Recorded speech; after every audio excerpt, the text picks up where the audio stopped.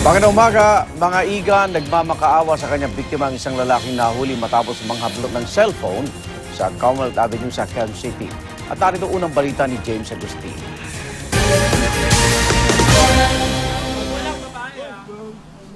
Nakaluhod habang humihingi ng tawad ang lalaking ito na nang snatch sa cellphone ng babaeng pasahero ng jeep sa Commonwealth Avenue, Quezon City kagabi.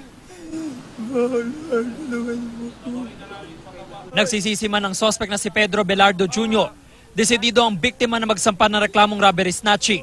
Nagmamagawa lang po ako sa inyo, ma'am. Hindi ko na po ulitin. Kwento ng 22 anyos na biktima, pauwi na siya galing trabaho na mangyari ang krimen.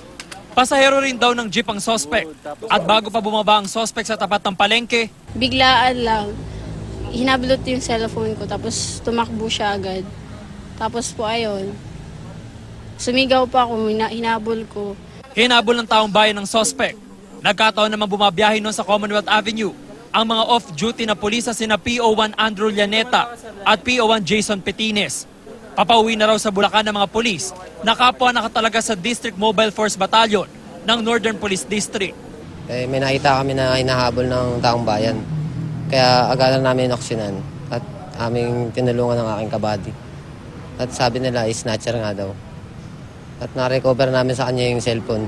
Bilang isang pulis, kahit off-duty kami, pag may nangangailangan tulong namin, nandyan kami, action agad kami. Umamin ng suspect sa nagawang krimen. Kailangan daw niya ng pera matapos siyang mahuli kamakailan na nagmamaneho ng bus kahit pa coding ito. Mali naman talaga ako, sir.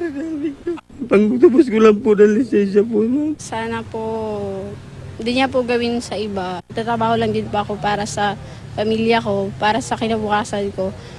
Payo ng mga otoridad, iwasang gumamit ng cellphone sa pampublikong lugar kung hindi naman kailangan para maiwasang mabiktima. Ito ang unang balita sa Quezon City. James Agustin, reporting.